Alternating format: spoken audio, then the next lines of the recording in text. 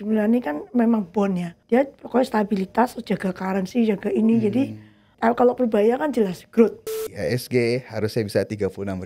Menurut lo make sense atau tidak? Tapi equity we love him. Sejak dia masuk 8.000 men. Ya sekarang kesehatan geser dulu. Toh lu dikasih pajak tinggi, keluarnya illegal rokok. Kalau Purbaya berani cut itu hand roll, tutup mata beli rokok semua. Semua nggak poultry dong lah. MBG ini kalau jalan gua rasa semua consumer bisa naik juga ke depannya. Kita pernah ngomong kan, BI kalau katanya nggak ngefek kan. Dan bank-bank besar ini nggak akan tinggal diem kasih mereka bank-bank kayak gini kasih lewat. Yang sekarang ini kayak saham emas gitu misalnya Ci. Apa sih sebenarnya strategi yang harus dilakuin sama retail gitu loh? Korea tuh udah berusaha 3 tahun mau naik kelas. Kalau Korea sampai masuk DM itu kita pusing loh. Kalau kita ngomongin next rebalancing, menurut lo siapa kandidat yang akan?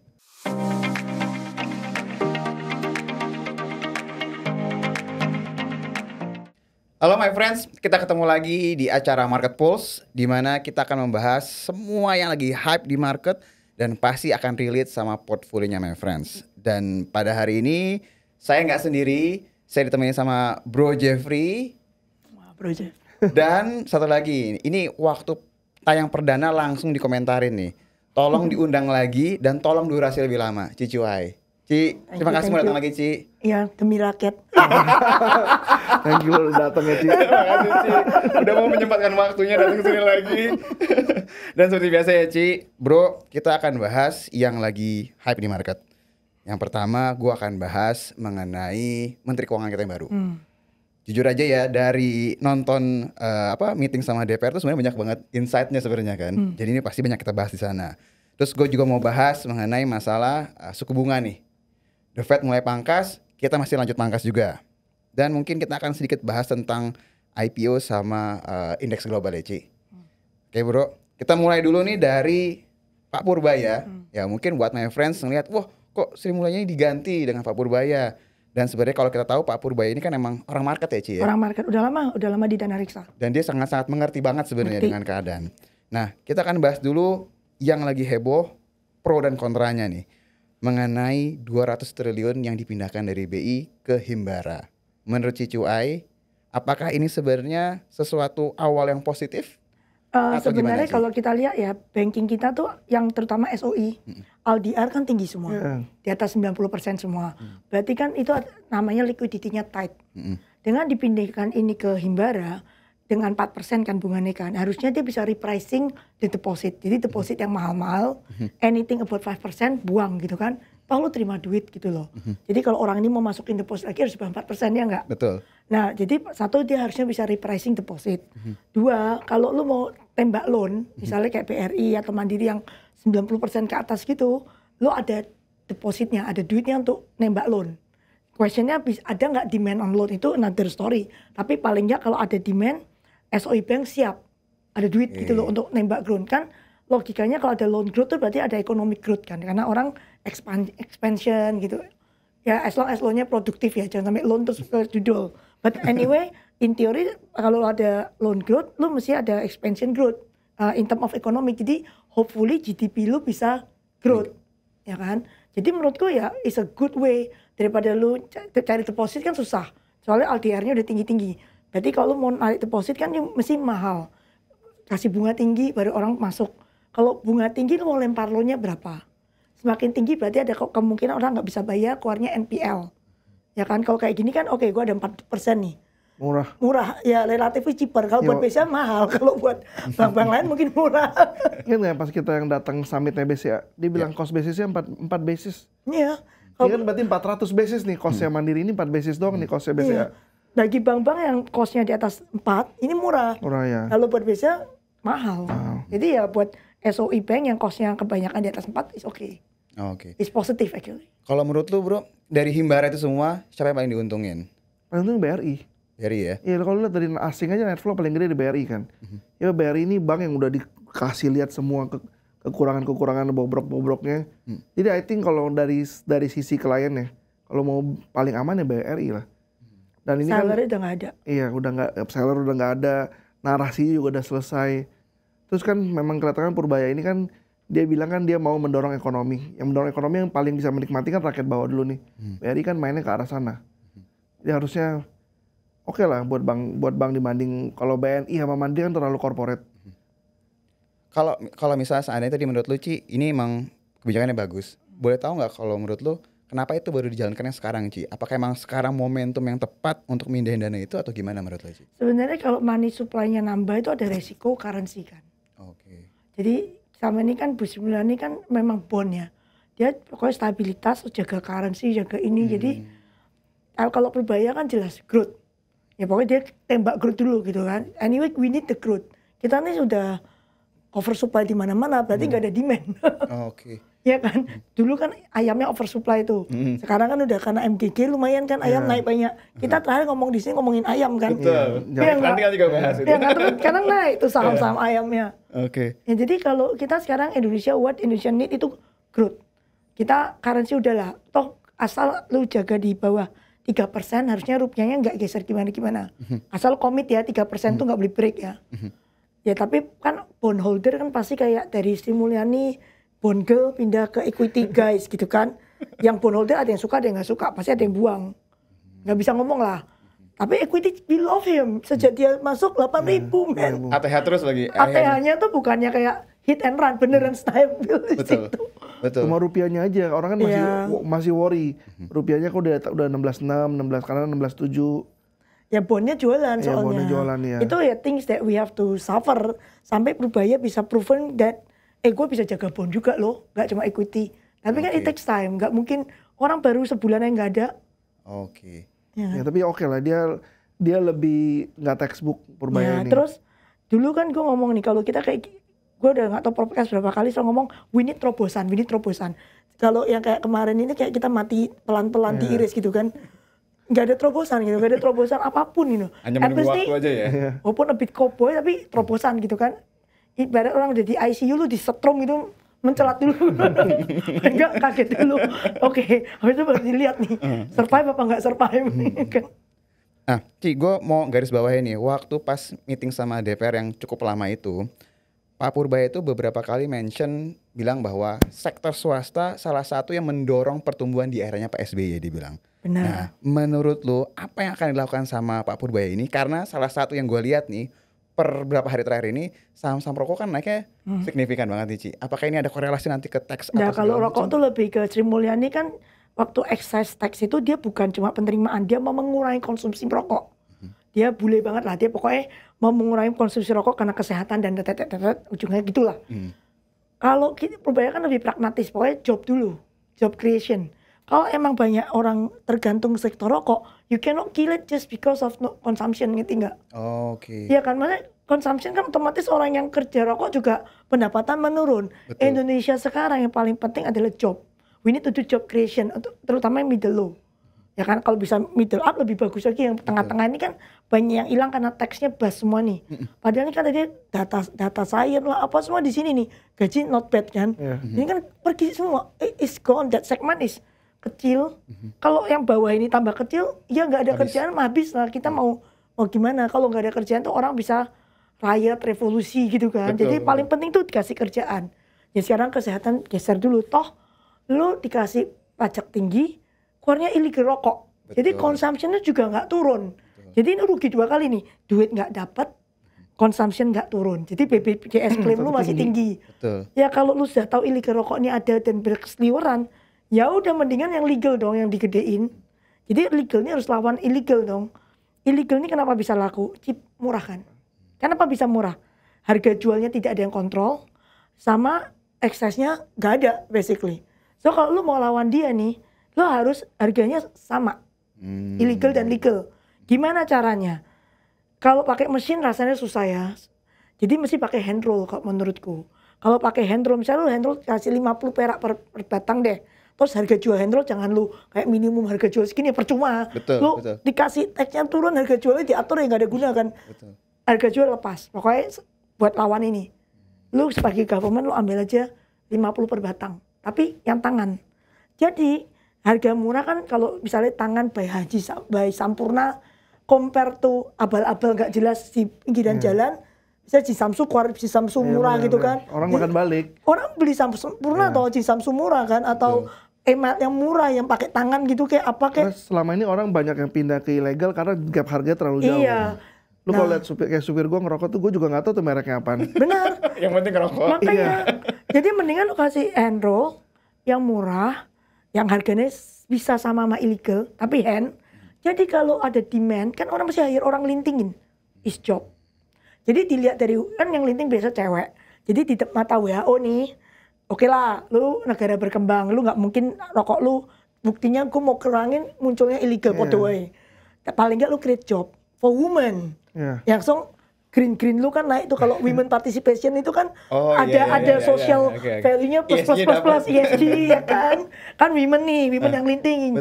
ESG. And then you create job. Terus temen gue tuh ada yang kerja yang di Malang nggak tahu ujung dunia gitu. Itu take home-nya bisa 6 juta loh. Yang linting sebulan. Oh ya? 6 juta. Dia hand roll yang 5 hand roll tapi yang murah yang tier 3. Itu bisa take home 6 juta. 6 juta tuh 3 kali lipat UMR-nya daerah sana. Misalkan kayak 1, bisa segitu. Tapi dia kan kena takaran cuma boleh produksi 500 juta batangan. Di atas itu kan eksesnya naik. Ini dilepas juga. Maksudku kalau hand roll, lu jangan 500, 3M sama di atas 3, kayak mesin. Tiernya 3M, tiernya, terus yang lainnya yang gede di atas 3M. Mungkin di bawah 3M 50 perak, yang di atas 3M cepek gitu kan. Ya udah, let's this hand roll. Sekalian yang legal mati semua. Ya ilegal mati semua, pasti mati. Terus lu moratorium mesinnya rokok. Karena illegal ini semua mesin. Jadi import mesin rokok lu moratorium dulu. Jadi lu let the hand yang take over the machine illegal. Kan job semua. Kalau these people punya ngelinting 1 hari masa ada main judol sih?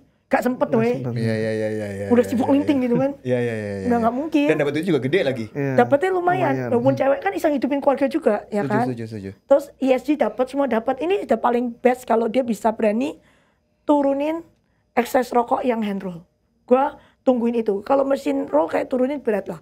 Mesin roll lu stay aja. Stay aja, nggak usah dinaikin, stay.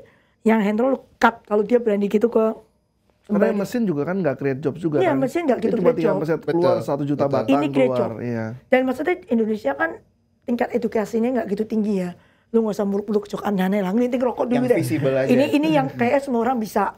Dan domestic consumption dalam negeri kan, yang konsumsi orang sendiri juga kan. Maksudnya demand-nya ada, demand-nya tuh sudah ada. Is a culture. Gak terlalu repot-repot amat, simple. Gak usah sok mikir ekspor gitu kan. Dalam negeri ini loh jobnya sudah ada. Cuma sekarang diambil sama illegal machine kan. Let's kill the illegal machine, kasih hand roll. Oke. Berarti kita bisa ambil saham rokok atau gimana bro menurut apa? Ini really udah kekencangan, tunggu lagi koreksi atau masih gimana? Jauh kalau benar ini struktural bisa. Kalau Purbaya berani cut itu hand roll, tutup mata beli rokok semua. Masih jauh lah karena turunnya kan juga banyak masih kan. Jauh. Kalau dia berani cut ini ya, gue nunggu itu sih. Kalau dia berani sih gue bener ciamik nih. Itu bakal bener-bener struktural perubahannya soalnya. Struktural in a big way and job creation. Hand roll pokoknya. Iya. Berarti gue bisa bilang Ci, ketika dia ngomong di rapat dengan DPR, dia akan ini untuk sektor swasta. Kan berarti... ada yang nge-quote itu, gue baca di artikel ada yang nge-quote, kenapa harus naik, bisa aja turun. Gue udah kayak, oh he's my idol. Dia nanya, Firaun banget loh malah. Tapi kalau dia bisa bilang kenapa harus naik, bisa turun. Kalau benar bisa turun sih dia idola gue sih, langsung pasang poster. Worship, hebat. Oke, selain ngomongin masalah itu, dia ngebahas masalah sektor swasta. Dia juga ditanya sama DPR yang gue inget Ci. Dia bilang bahwa kenapa penyerapan MBG tidak baik lah ibaratnya. Dia bilang oke, nextnya setiap nanti konferensi pers setiap bulan gue akan ajak kepalanya MBG di sebelah gue untuk jelasin nih kenapa. Nah menurut lo apakah ini sesuatu yang akan bagus atau gimana? MBG nggak mungkin cepet lah. Lu masak fresh food, bikin kitchen, bikin apa, lu pikir jebret bisa jadi? Nggak bisa lah. Apalagi kan banyak dapur-dapur baru ya. Kalau mau cepet tuh mesti pakai existing catering gitu loh. Jadi kayak sekolahan ya kan, lu catering daerah situ ibu siapa, lu kasih aja order ke dia, nggak usah bikin dapur baru. Ya kan, budget segini, gue mau 5 sehat 4 sempurna, 5 sempurna 4 sehat gitu, 4 sehat 5 sempurna. Sorry, itu langsung kasih menu ke dia, menu seminggu, cateringnya ada, lu lebih nggak repot. Tapi kan sekarang banyak bikin kitchen baru, standardized, apa nampannya. Nampan aja mahal, Yang nggak Nam. penting menurut gue sih. Menurut gue sih nggak penting sih. Yang penting dimakan itu bergizi kan. Betul. Lu mau dibungkus kertas, mau dibungkus apa, yang penting Betul. bergizi. Itu kita ngomong gizi dulu deh. Gak usah nampan cantik-cantik dulu kan. Jadi kalau mau cepat, lu appointed existing catering, lu audit kebersihan. Terus kan lu kasih budget gue pokoknya segini ya. Nih anak-anak mesti kasih makan. Ada keracunan lu tanggung jawab. Iya kan, Oke, cateringnya tanggung jawab dong. benar. Kalau orang udah kerja catering yang setiap hari, kan gue dulu punya pabrik ya, jadi gue juga ngasih makan pegawai gue tuh 1.600 per hari. Oke. Nah, kalau catering udah biasa ngasih 1.600 per hari, berapa orang per hari, itu dia udah bisa jaga quality-nya, udah ngerti cara masak in a bag supaya nggak basi, nyampe dengan jam sekian gitu kan udah biasa, udah Lebih efisien lah. lebih efisien, and it's faster. Dan dia udah tahu mungkin some catering ya ini standarnya kurang bagus tuh bersihin lagi, atau lu menunya itu cuma tinggal overseas menu kan. Make sure ini menu bergizi. Nah ada yang keracunan, catering tanggung jawab, gue jamin gak ada yang keracunan. Iya toh. Ya cateringnya kan juga pasti mau jaga kualitasnya biar dapat terus. Tapi ya duwe ojo mbok Pembayarannya. Iya. bukan, jangan bu korupsi. Kalau jatah ceban ya lu kasih ceban dong ke catering Tapi itu. mungkin yang swasta juga takutnya nggak bisa nagih ntar. Dia udah masak, Iya. udah masak 1.000 porsi, duitnya belum turun dia nggak bisa masak lagi. Kalau perlu DP di depan. Kalau catering kecil-kecil kan kita mau UKM. Ya itu kan Jadi tapi kan- agak berat tuh DP di depan tuh. Nah, kalau misalnya catering itu sudah established 20 tahun, 10 tahun, kan udah ada nih. Yeah. You're not the only customer, right? Yeah. Supposedly. Jadi kan lu bisa kayak DP dulu lah. Half itu ya. Nanti sebenarnya cash flow-nya dia juga bagus. UMKM kalau nggak mau DP, PO lu dijaminin ke bank Iya. SOI misalnya. Dari Himbara tadi ya. Jadi Himbara nyambung kan tadi. udah dapat 200 triliun nih. Betul. Iya, PO-nya dari ini lu jaminin lu dapat cairin Ya, dulu untuk dapat modal cash flow, kerja. ya, modal kerja back to back. Ini cepet. Terus kalau ada keracunan pokoknya lu catering tanggung jawab. Jadi dia masanya juga pasti hati-hati. Terus menunya mesti dia sudah tahu daerah sana misalnya nggak bisa makan ikan atau Ya. apa lactose tolerance gitu kan. Lu nggak kasih susu gitu kan. Kalau memang nggak bisa terima susu. Ya jadi kan mesti gitu supaya nggak keracunan. Nah, Coba coba kalau MBG ini emang bakal lama lah buat bisa sampai diserap dan sampai ada manfaatnya. Sekarang sih manfaat udah kelihatan sih, ayam itu harganya Ya. nggak turun itu udah hebat gitu kan. Jadi ya ada manfaat, cuma nggak bisa roll out cepat. Ya nggak apa-apa. Yang penting when to roll out itu beneran perfect gitu loh. Gak ada yang mati, gak ada yang keracunan gitu kan. It takes time is fine. Anggaran yang nggak kepake memang pakai yang lain aja. Lu kayak dia ngomong kan mau kasih ke beras, ya udah. Yang penting kan tujuan MGB itu apa? Orang rakyat bisa makan kan, free, healthy, terus ada apa ekonomi bisa putar. Ya kalau putarannya lewat beras ya kasih beras ya so be it gitu kan. Sampai yang ini Ready. sambil jalan. Jadi you fire to missile kan. Ke sini sak dapete ya kan. Iya. Take your time tapi yang bener jangan keracunan. Yang di sini hajar dulu. Sama ini belum cover lu ya gue kasih tambahan aja. Jadi biar yang bawah tuh nggak berat beban hidupnya. Nah, ini karena kita ngomongin MBG ini kan pasti kan korelasi ke protein pasti kan, Ci. Pasti ada Waktu lah. pas pertama kali kita nggak bahas masalah Ayam. Yang Dan- suruh bisa nggak turun. Betul. Udah kaget. Huh? Dan beberapa minggu terakhir ini rally-nya luar biasa, Gila Ci. ya makanya hoki ya. Pertanyaan gue simpel, apakah poultry ini sebenarnya atau yang berhubungan dengan ayam-ayam ini masih punya potensi atau Masih kalau MBG jalan kan. Soalnya the cheapest protein itu adalah ayam. Entah itu dari telurnya atau dari dagingnya. Gak ada yang lebih murah lagi, sapi lebih mahal. Betul. Jadi kalau ini kita kan membantu orang yang kekurangan ya. The first protein yang kasih pasti dari ayam. Karena paling murah. Ya, nggak mungkin udang, nggak mungkin sapi. Atau Ikan lah, tapi Iya. ikan susah daerah yang Nggak semua orang suka ikan. Enggak juga. Kalau daerah jauh dari laut ikan lu basi duluan kan. Keracunan Ayam yang paling ada. gampang, ayam, Ayam telur. paling gampang. Maksudnya and it's everywhere. Cuma nggak poultry dong lah. MBG ini kalau jalan gua rasa semua consumer bisa naik juga ke depannya. Ya tapi takes time. Ya. Depan mata ayam dulu kan paling penting kalau lu kepepet protein telur ya kan. Lu makan itu dapat protein. Jadi kalau menurut lu, Bro, berarti saham-saham poultry ini masih Masih lah. panjang ya? Masih. Karena gue baca dari research kita juga ngomong ceritanya tuh nggak cuma dari harga ayam yang mulai stabil kan, tapi margin juga membaik dari sisi produknya mereka juga yang lain kan. Poultry itu kita udah terpuruk bertahun-tahun dengan kaling-kaling itu karena demandnya nggak ada. Kan kita kan ngomong kan, oh dikaling, tapi kaling itu temporary solution. Lu potong kan cost yang mati itu dimasukin ke apa cost of goods sold-nya kan, COGS-nya kan. Betul. Jadi cost-nya kan jadi tinggi kan. Jadi kan mesti jual harga tinggi lagi, tambah nggak ada demand kayak lingkaran setan gitu nggak. Jadi yang harus di break itu demand-nya, lu harus create demand. Kalau ada demand, lu nggak usah kaling gitu kan. Ayam lu ada yang nyerap. Cepet ya, putarannya cepet. Ayam ada yang nyerap. Berarti kan lu bisa cuan lebih banyak lah. Maksudnya kan kalau ini ada demand-nya, oh mungkin harganya naik. Tapi besok berarti gue bisa produksi ayam banyakan. Jadi lu maybe you can make money out of quantity instead of price. Ya kan? Kan ini demand-nya quantity nih. Kalau ini kemahalan ayamnya juga pasti demand-nya nggak ada. Kan MGG ada harganya, ada limitnya. Jadi kan bisa volume. Kan si Ya Java juga udah main ke secondary produk juga. Lu nggak bisa jualnya, dia bisa bikin jadi yang Nugget. sosis, nugget. Betul. Karena dia udah antisipasi, sebelum ada MBG dia mulai antisipasi nih ayam gua nggak laku nih. Tapi sekarang ada dua-duanya kayak si Choi bilang Fire Domicile, MBG gua jalan tetap, mainan secondary produk gua sosis, nuggetnya juga jalan. Jadi gua rasa Java sih oke sih. Makanya harus ada demand lah. Di Indonesia tuh sekarang pas after COVID terutama berasa banget. After COVID tuh the demand side hilang. Waktu COVID supply side-nya hilang. Harga gila-gilaan karena nggak ada supply kan. Yeah. After COVID demand side-nya hilang. Jadi sekarang tuh memang harus stimulus demand terus. Kita belum sembuh dari COVID ini. Yang low end terutama parah banget. Iya. Oke. Nah ini kalau misalnya tadi udah clear ya, my friends ya, dari Pak Purba itu udah banyak banget lah insight-nya. Sekarang kita bahas yang lagi hype juga, Ci, The Fed akhirnya cut rate. BI pun juga masih on track cut rate juga. Kalau nggak salah BI itu udah 125 basis point ya tahun ini, Ci. Dan ini kayaknya dia bilang stance-nya masih akan terus mendukung pertumbuhan ekonomi. Jadi kalau memang diperlukan pangkas. Kita pernah ngomong kan BI kalau cut rate nggak ngefek kan. Betul. Fed cut rate ngefek. Karena itu uangnya bisa keluar ke emerging market. People will take higher risk gitu kan. Cuman Amerika kan all time high juga. Iya. Ya kan. Jadi kalau lu jadi fund manager Amerika ya, cut rate. Berarti gue bisa main gila. Gue bisa main yang fusion, nuklir. Gue bisa main yang quantum computing.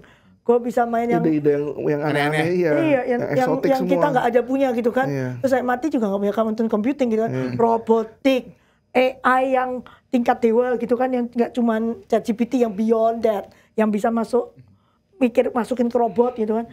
Itu kan naik gila-gilaan sahamnya di Amerika. Jadi lu jadi fund manager Amerika nih. My cost of fund is very low now. So I either go to emerging market or I going crazy betting on this thing. Gak semuanya punya gut emerging market karena emerging market mereka takut currency. Juga. Cuma kan US dollar week ini kan udah kayak narasi seumur hidup. Betul. Jadi some people memang ada yang pindahin ke emerging market karena mereka takut gue mau main apapun takut currency US melemah. Tapi gak semua orang, banyak yang gak bisa ke emerging market, lebih takut mending gue main gila yang di dalam negeri dong. Bisa di manage risknya yang quantum computing dan tai-tai itu naik semua. Itu gila-gilaan naiknya kayak triple 10 kali, 20 kali gitu. Satu hari bisa naik 40%. Itu kayak koin-koin micin. Kayak main koin micin. Iya. Ada satu company yang punya Sam Altman. Itu revenue nol loh. Nol, itu revenue nol loh. Itu berarti gak ada PE dong. Iya. Iya dong, revenue nol. Semuanya juga negatif, price to sales aja nggak ada. Tapi lebih gede daripada brand kali market cap-nya. Ya, karena hype semua, hype dan ya uangnya kan murah kan, jadi dia masuk aja terus dihantam terus. Iya, tuh mana ya buat company itu ya. Berarti dengan The Fed pangkas, BI pangkas, belum tentu inflow tuh deras ke Indonesia gitu maksudnya, Ci ya. Jadi mereka masih ya mendingan gue main di yang lebih berisiko di negara gue sendiri gitu loh daripada gue harus ke emerging market seperti Indonesia. Itu nggak menurut lo seperti itu jadinya? Ya kan kalau gue jadi fund manager gantung ya, kalau ada yang kayak ada kayak makro fund manager kan memang pindahin per country ya, itu keluar dari mereka.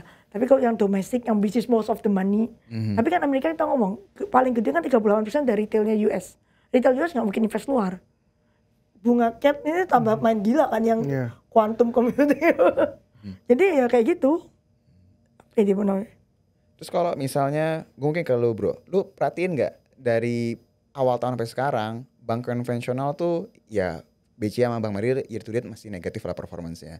Tapi di satu sisi bank digital tuh lebih perform secara pergerakan saham ya. Mungkin yang gue cek masih minus tuh kayak Arto lah ibaratnya. Tapi sebenarnya dengan pemangkasan suku bunga ini itu salah satu ininya ke bank digital nggak sih? Gue sih sebenarnya nggak gitu agree dengan gitu ya, karena menurut gue bank digital sama bank kayak BCA atau Living by Mandiri itu udah nggak terlalu beda jauh sebenarnya. Karena menurut gue ya itu cuma mungkin mereka akan lihat nih ada bank digital yang mau IPO. Jadi mungkin mereka menyambut seperti itu atau enggak ini karena barangnya udah terlalu dipanis, udah terlalu parah. Atau dari 20.000 kemarin berapa ke 800 atau 1.000 gitu. Betul. Ya mungkin ada flow balik masuk lah.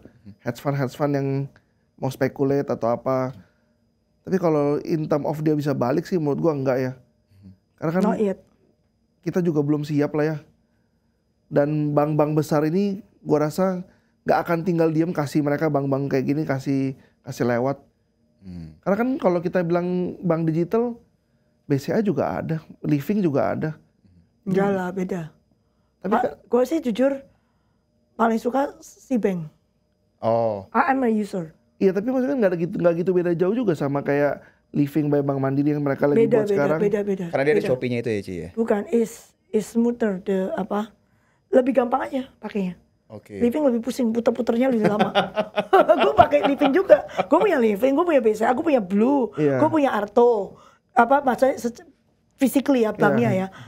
Aku pakai Bank Jago itu untuk connect ke Gojek gitu loh, Gojek, yang iya. auto. Kan auto kan, jadi top up-nya kan gratis jadinya. Iya. My Tapi Citibank, tapi dengan sekarang Gojek ini udah bisa pakai kartu kredit, ngapain juga kita konekin dompet wallet lagi, kan kartu kredit kan enak, bisa dapat poin, dapat apa.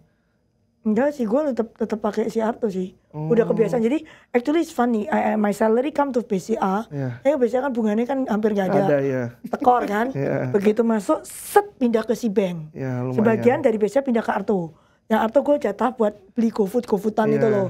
Masukin ke Arto, biasa connect ke Gojek kan buat GoFood sama Topet biasanya. Yang si bank ya karena bunganya tinggi ya gue taruh di sana dan transfernya kan gratis. Oke. Jadi gue suka transfernya ke bayar semuanya. Dan bisa 500 juta sehari kan transfernya. Lumayan ya. Ya. Jadi lumayan kayak lu bisa transfer. Pokoknya itu main bank sama si bank. Berarti kalau misalnya tadi lo ngomong kayak gitu Ci, bank digital yang dia ada korelasi dengan ekosistem gitu harusnya diuntungkan dong. Jujur ya karena gue si bank kena bunga. Terus juga beli barang di Shopee, which is gue jarang sebenarnya Shopee.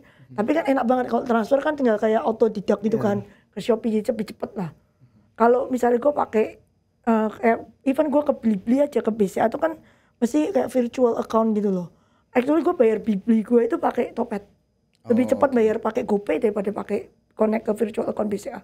Kan masih masuk ke BCA lagi. Betul. Terus masukin Beberapa steps ya. beberapa step. Kalau ini kan pay by GoPay kan langsung nge-link ke Tokopedia gitu. Bayar. Makanya Arto gue masih ada duit. Soalnya Arto gue tuh ngisi GoPay. Arto gue tuh nggak boleh nggak ada duit karena GoPay-nya lewat situ. Tapi lu setuju, kayak kalau tadi kan Bro Jeff nggak terlalu setuju tuh dengan bank digital. Kalau lu setuju nggak bank digital lebih menarik daripada bank konvensional saat Kalau ini? ngalahin bank konvensional belum bisa lah. At least tapi dari sisi penggunaan user, gue sih pakai dua-dua ya sekarang ya. Oke. And frequent transfer mungkin karena semua orang punya BCA ya tetap BCA Ada. nomor 1. Kan lu kalau tanya orang nggak pernah lu minta, si Iya. bank lu berapa ya? Iya. Iya, Nggak iya, ada. nggak ada. BCA lu berapa ya? Selalu kan kayak gitu. Jadi nggak mungkin lu nggak punya BCA, you have to own BCA. Oke. Ya kan? Tapi gue punya si bank juga karena enak banget tuh. Bukan Superbank Ci, sekarang 6% loh Superbank. Enggak pusing apps-nya. Ya tapi si bank memang paling enak sih. Maksudnya appsnya lebih enak dipakai aja. Ya, simple. Simple, nggak banyak. Kan tua yang nggak banyak ribet gitu loh. Gue sih nggak perlu pocket-pocketan gitu. Iya. Pusing gue pakai pocket. Ci, berarti kalau misalnya tadi kita lihat ya dari sisi Pak Purbaya ini benar-benar progres banget kan kebijakannya. BI pun juga lagi usahain banget supaya bisa bantulah kontribusi ke pertumbuhan ekonomi juga. Bisa nggak kita ngomong bahwa harusnya di semester kedua ini jauh lebih baik dari semester 1 untuk IHSG? Belum tentu kan, karena kan narasinya baru dapat 200 triliun itu. Kalau lagi tunggu ini dia berani cut rokok ini enggak. Oke. Kalau rokok kan panjang, I can hope for job creation sama sektor rokoknya naik lah ya. Betul. Terus tapi yang gue paling penting ini kalau dia beneran pro growth nih, yang middle class tuh pokoknya harus tax cut. Pokoknya harus tax cut. Entah itu tax cut yang ngubah bracket. Yang gue pernah ngomong itu, Betul. dulu kan kita kan goban 500 juta sama dengan goban. Sekali 500 juta cuma 30.000. 30.000 ya. Ya tolong digeser ke goban juga gitu. Jadi 800 juta baru Kena 30%. 30%, ya. Itu jadi kan you put money in your pocket. Tapi bukan dia mau cut ya, kata yang di bawah 10 juta itu. Ya 10 juta sebenarnya sudah nggak bayar gimana kan? Kata ada pegawai apa yang hotel Restoran, apa hotel, itu kan iya. mau dipotong semua tuh yang jadi kayak ibaratnya income yang 10 juta ke bawah nggak kena tax. Kalau bisa bagus. Pokoknya intinya ke depan ini, kan gue udah ngomong moneter tuh gak ada guna. Harus fiskal. Kalau dia memang mau bikin sektor swasta yang mendorong pertumbuhan, the money have to be back to swasta dong. Iya. Gak boleh ada di APBN-nya. Orang nggak boleh Kalau lu pakai. collect tax, berarti the money in government. masuk APBN government yang spend. Itu government lead growth. Kalau memang mau cepat, lu mesti swasta. Swasta kan bosnya cuma satu. Ya kan kebanyakan SMI bosnya satu. Kalau bos ngomong besok beli barang itu, pegawai cuma tekenan doang, cuma buka PO, cap 1 hari. Kalau gua bilang sama orang Jarvis, gua nggak mau tahu Jumat mesti transfer, Jumat juga transfer gitu kan. Jalan langsung ya. Jalan. Gak usah tangan-tangan, yang penting gue teken sendiri company gue gitu kan. Ya lebih cepat. Kalau memang swasta spending pasti lebih cepat. Lah gimana cara kasih duit balik ke swasta? Ya lu jangan kolek kan, berarti tax lu dikurangin, bener kan? Kalau lu tetap kolek, swasta mana ada duit sisa? Gimana bisa spend? Ya kalau lu mau memang gak mau government lead, mau swasta lead, let the swasta spend, ya lu jangan kolek duitnya, tax lu dikurangin. Berarti anggaran pemerintah lu mesti cut. Ya kan? Let the swasta lead the way. Yang ini di efisiensi kan, nggak mungkin dong lu kolektor terus naikin DPR tunjangan terus tunjangan semua tunjangan. Ya kayak di Dubai kan nggak ada tax tuh banyak kan, tapi maju-maju aja tuh. Iya. Jadi berarti kalau misalnya gue bilang next catalyst yang harus kita perhatiin tax cut ya. Kalau memang kamu tergantung government lead-nya kan, Pak Jokowi kan mau government lead. That's why proyek government karena dia maunya infrastruktur. Infrastruktur kalau dikasih swasta tuh nggak gerak. Udah dicoba sebelumnya zaman SBY infrastruktur nggak jalan karena kan swasta lead. Betul. Jadi kan nggak gerak, pembebasan tanah nggak bisa, ya kan? Betul. Ingat nggak lo? Iya, uangnya nggak terlalu besar lah. Uangnya kan juga banyak proyek infrastruktur awalnya tekornya pasti panjang, baru udah a few years baru cuan swasta don't have the balance sheet to have it gitu loh. Tapi kan government ada gitu kan government ada sebagian CSR gitu kan demi kepentingan rakyat banyak. Makanya Jokowi waktu bangun infrastruktur semuanya pakai government, walaupun kontraktornya terus bangkrut semua gitu kan. Kita kalau nggak ada Pak Jokowi kita nggak punya kereta cepat, kita nggak punya Transjava. Kalau kan dulu Transjava dikasih ke swasta, kasih ke Bakri, kagak jalan. Begitu ke Pak Jokowi nyambung itu. Jadi itu jasanya dia lah. Harus ada itu. Ya sekarang kan udah 10 tahun nih government led. Nah maybe go back to private kan. Karena 10 tahun ini kan tax collection-nya gila-gilaan. Karena we funding the infrastructure. Ya kan infrastructure sudah jadi walaupun nggak perfect ya. Masih ada yang bolong-bolong. Jadi nggak mungkin tax nol juga kan, mesti harus bangunnya bolong-bolong. Ya udah sekarang let the swasta spend. Cut the tax. Berani nggak lu cut the tax? Put the money in swasta punya pocket. Let them spend. Nah itu namanya baru swasta lead. Economic growth. Jadi pakai C, customer spending. Kenapa gue bisa bilang gue suka consumer karena kalau sekali cut tax nih orang bisa balik nggak ada cycle berikutnya lagi. Ini bukan bank, aku rasa consumer. Jadi biasa nggak mampu beli Pepsodent jadi mampu beli Pepsodent lagi bro. Jadi nggak perlu yang terlalu. Mungkin nggak Pepsodent lah, mungkin. Lu nggak mungkin sekarang gigi kan? Nggak mungkin ke Wing punya produk dulu. Soalnya Unilever masih mahal. Iya maksudnya kan ini orang down tradingnya udah terlalu jauh. Kalau yang uang 10 juta misalnya pajaknya nggak kena gitu ya, atau kan 10 juta udah kena kan? Kena 5% ya? Lebih loh kayaknya. 15. Kalau saya setahu gue, seingat gue kalau dari tax mereka tuh 90 juta aja lu udah kena. Udah kena 5%, berarti kalau 10 juta udah 10%. Ya kalau ada itu bagus, lu income langsung naik 10%. Berarti kalau kita tadi ngomong lagi Ci, next catalystnya itu tax cut. Jadi once tax cut itu benar-benar diimplementasiin, kita bisa bilang ISG pasti akan hajar consumer. Iya. Berarti Unilever bisa? Bukan Unilever tapi ya udahlah ya. Iya. Kalau satu sektor naik, sampah pun naik gitu kan. Mayora, Unilever semua naik lah. High tide, all the trash also go up. Iya. Oke. Lagi Unilever turun juga udah sadis bro, itu dari berapa udah harganya udah nggak, orang juga udah nggak inget. Yang 10 tahun lalu beli di 10.000 juga udah lupa kayaknya. Portfolio dia dari Unilever apa enggak ya? Iya. Oke, kita sekarang pindah Ci, membahas masalah IPO. Ya mungkin sekarang yang lagi happening itu adalah IPO emas ya sekarang ya. Dan kalau misalnya dilihat kan kita pernah bahas di podcast sebelumnya bahwa yang jadi drivernya sekarang transaksi bursa selain saham-saham konglo adalah retail kan. Retailnya memburu banyak saham IPO. Ya karena IPO semua cuan kan. Betul. Arah. Jadi semua kan mau ada isi money lah. Walaupun dapetnya seupil tapi lumayan. Itu kan free money lah, free lunch. Free lunch ya. Nah kalau misalnya kita ngeliat kayak IPO yang sekarang ini kayak saham emas gitu misalnya Ci.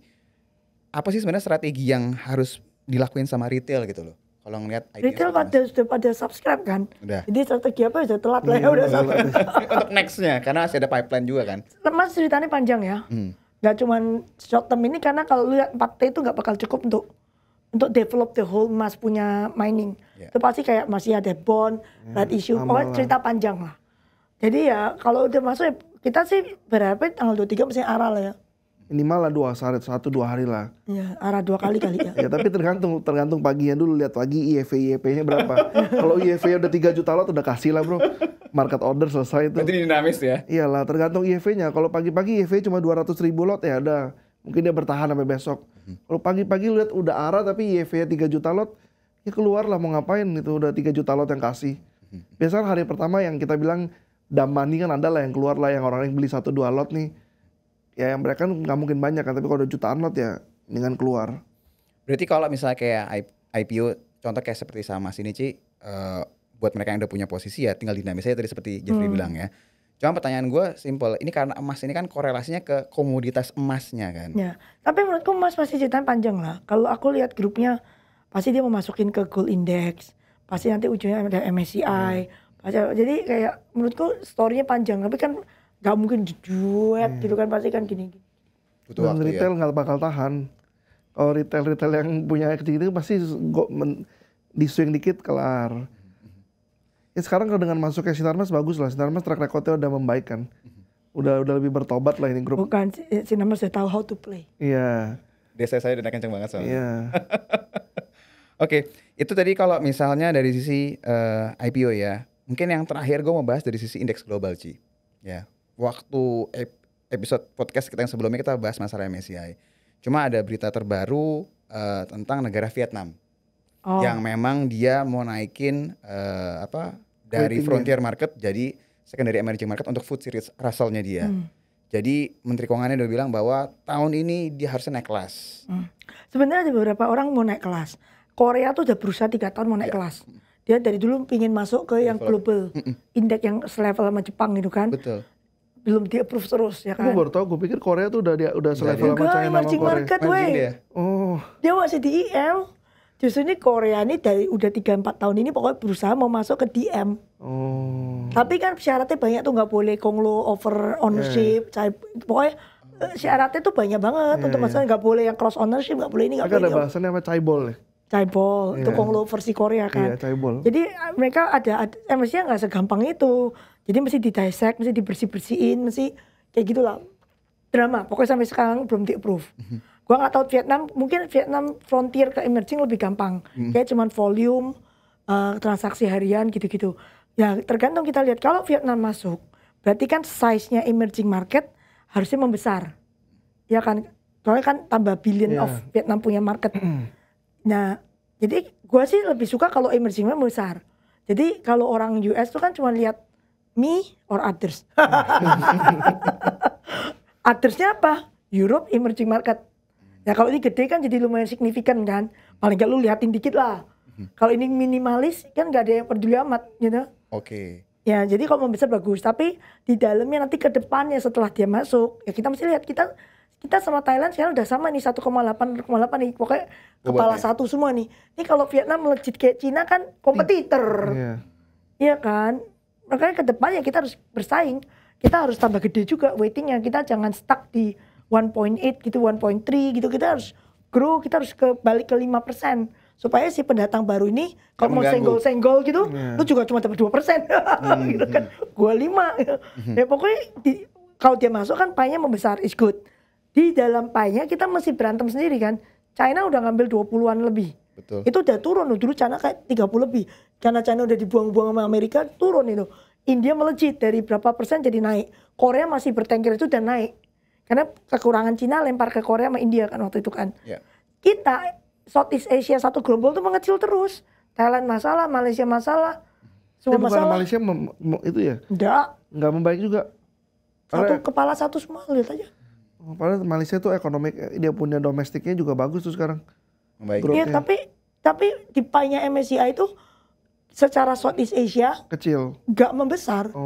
Diputar-putar tuh Indonesia dari 4 ke 1, Thailand dari 3 ke 1, Malaysia tetap 1, Singapura berapa sekarang? Paling gede nggak Singapura? 1, juga 2 gitu. Gak gede juga. Singapura karena bursannya nggak ada isinya. Iya. Bursa nenek-nenek si Vietnam ini. Ya paling banyak 1, lah. Jadi kan mungkin dari 5, kumpulan 5 orang jadi 6 koma. Ngambil porsi sedikit jadinya ya. Nggak ngambil sih, harusnya dia masuk nambah. Nambah weighting. Jadi itu tambah gede aja pie-nya. Oh, Pie-nya oke. gede tapi weighting average ya pasti turun. Tapi turunnya nggak signifikan kalau dia masuk 1 koma. Mau turun berapa persen? Nggak ngefek itu turunnya. Tapi yang penting itu apakah kita sendiri nih lo bisa naik ke 5 lagi. Itu yang paling oke. penting. Kita nggak usah peduli yang ini. Kita harus dapetin 5 gitu kan. Atau 3 lah paling nggak. Masa kita 1 koma? Negara ini gede, penduduknya terus 60. Ekonomi ini gede, kita nomor berapa di dunia? Tapi nggak banyak. Pertama mungkin negara kita nggak banyak yang main saham. Kedua nggak banyak yang punya tabungan. Jadi masa tuanya nih uncertainty tinggi. Ya karena pension fund kita yang ke saham dikit banget. Harusnya Iya. kan pension fund kita kalau Agresif. secara ilmu finance, Iya. long term duration itu higher risk. High risk kalau kita Harusnya kebalik. equity, kita kebalik. Iya. Long term duration, Bonds. low risk. Itu udah kebalik tadi. Karena takut masuk penjara kan. Karena high risk kan pasti bisa rugi. Tuh.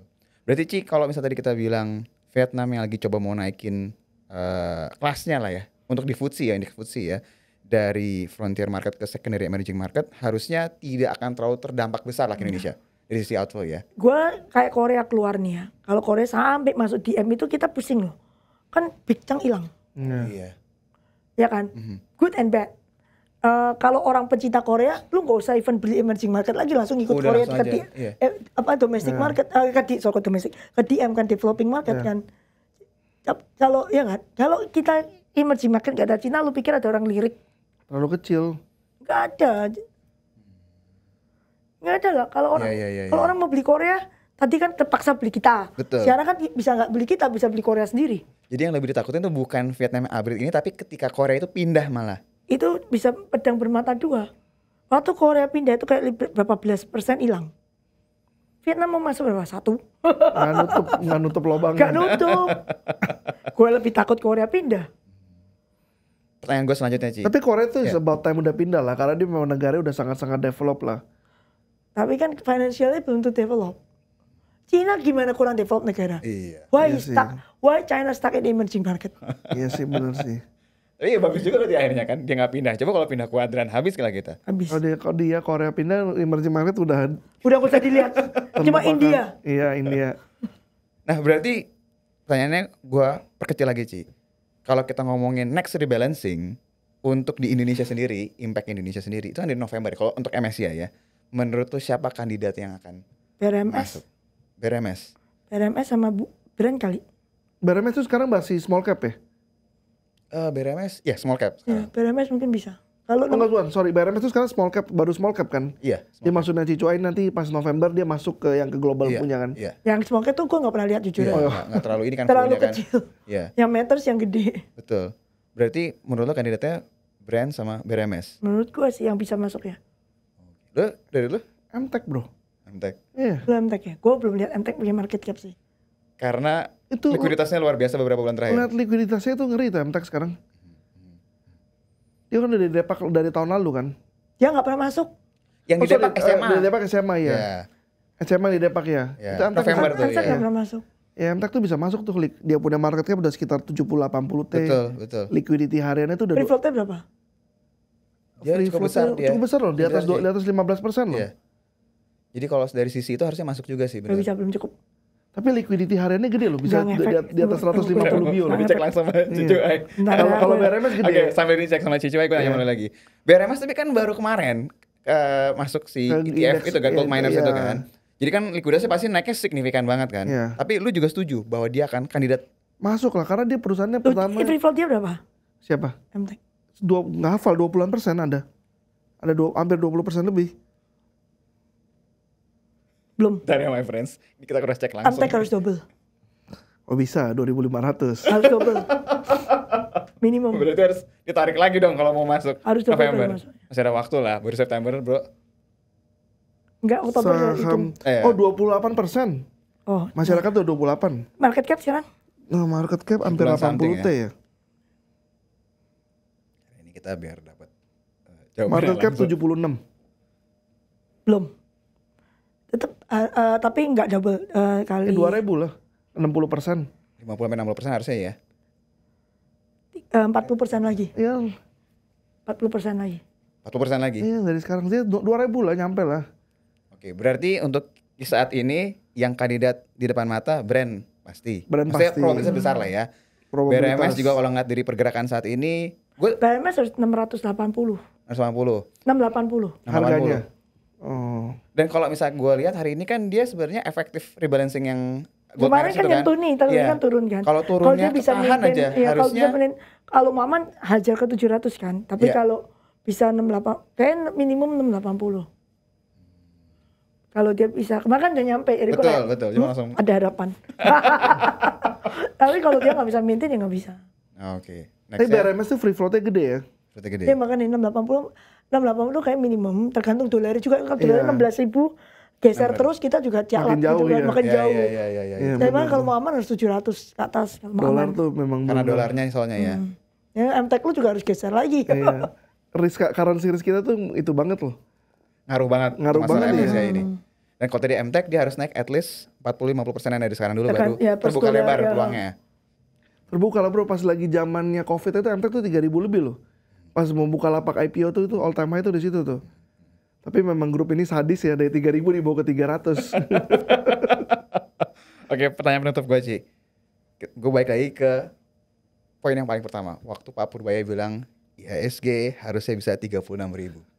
10 Gua tahun dia bilang. Iya 10 tahun. Menurut lo make sense atau tidak? Ya, anything possible lah. Sekarang udah 8.000 bertengger dengan manis kan. Consumer lu belum kemana-mana. Sekarang kan baru Konglo menopang. Iya. Betul. Bank lu terpuruk. Betul. Ya kan? Kalau banknya at least balik Gerak setengah aja ya. jalan aja nggak usah all time high deh. Iya. Bisa Yang penting lu bisa. ya compounded. Kalau 36.000 dari 8.000 sekarang tuh 10 tahun lu butuh berapa persen growth per tahunnya. Gue belum hitung sih. Cuman everything is possible lah. Terus misalnya lu masukin lagi saham yang gede-gede IPO nih. Oh iya. Orang tua Wings. Yang gede-gede lah ABC. Ya, Wings orang tua walaupun Wings sekarang juga gak bakal mau IPO Ya kayaknya. enggak. Gak usah lah Pertamina, tapi Pertamina Holding misalnya. Iya. Yang gede banget sekalian lah. Ngapain hulu? Ya kan? The whole Pertamina biar transparan sekalian. Berarti menurut lo 36.000 itu possible hanya masalah waktunya aja. Everything is possible. Tinggal lu kasih company yang gede-gede aja kan, masukin aja semua. Apalagi yang belum masuk? Yang gede ya Pertamina, Wings, apalagi ya? ABC udah belum? Belum. Bisa belum? Ya ABC nggak gitu sizable mungkin. Yang depan masih kayak orang tua Wing ya, lah kalau paling dibahas gede. beberapa Iya kali Wings ya. paling gede itu Itu kalau saingan Unilever. Ya betul. belum hotel-hotel yang berapa puluh hotel tuh Wings. Berarti gue kalau ngeliat keadaan ini, gue bisa bilang gini gak Ci? Gue recap ya. Bonds sama equity saat ini mungkin lebih menarik equity. Karena tadi story-nya berangsur-angsur terus Gue membaik. bias lah. Gue ini orang equity ya. Gue pasti bias lah. Oke. Gue confirm baik. Sebenarnya secara Beberapa tahun kita kalah mulu kan sama equity sama enggak bonds. sih, Maksudnya kalau bondsnya beli Konglo kan nggak kalah. Oh iya, kalau Konglo. Udah beli bank ya rugi.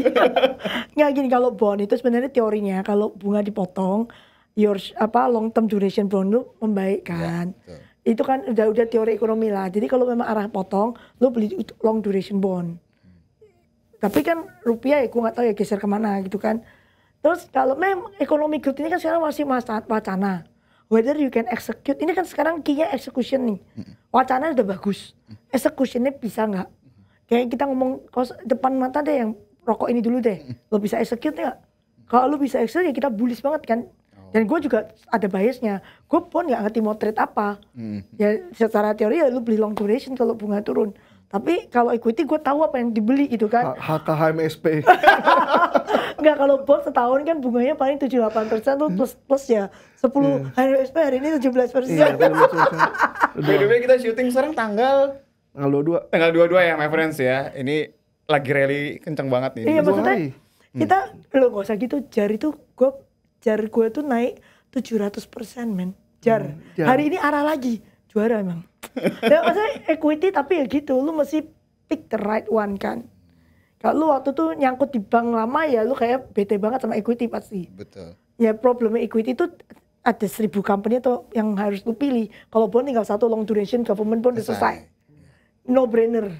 Ya kan? Dia pasti make money tapi kayak berapa persen kita nggak bisa. Gue pasti bias lah. Kalau gue pasti equity. Mau bond bullish pun gue harus tetap harus equity. Karena exposure lo di equity. Karena gue dagang equity dan gue cuma tahu equity gitu. Gue nggak mau sotoy tahu bond juga. Ya lu tanya gue pasti equity. Ya Ya pokoknya unless lu kelola 50 T ya harus main bonds lah Iya. sebagian lah. Kalau memang uangnya 100-200 miliar ngapain juga main bonds. iya. Lebih ngejar growth-nya di equity. Iya. Kalau ya makanya bayar setelah pasti gue bayar gue pasti equity lah.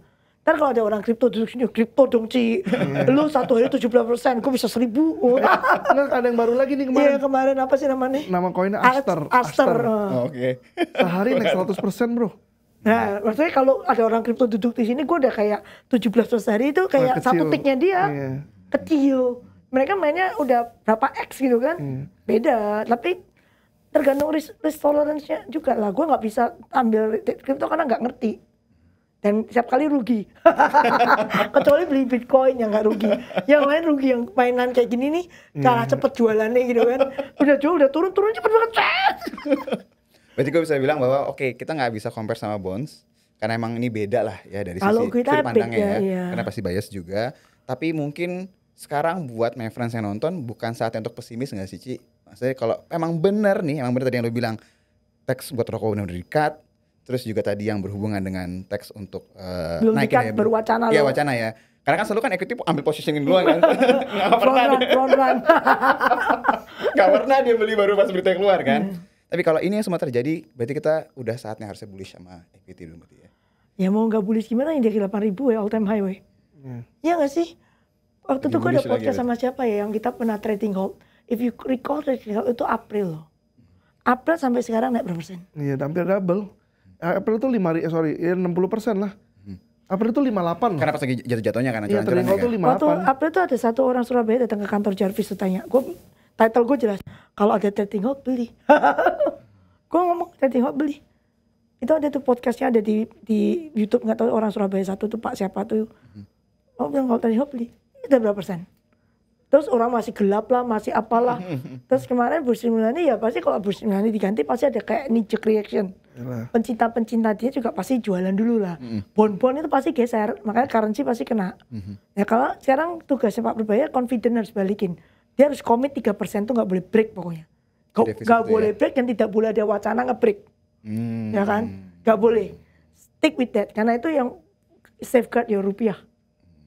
Yang sebelah sini ya lu genjot economic growth, genjot consumption pokoknya. Job creation tadi yang seperti dulu. Job creation, potong pajak, that bring the money back to pengusaha-pengusaha biar mereka spend aja.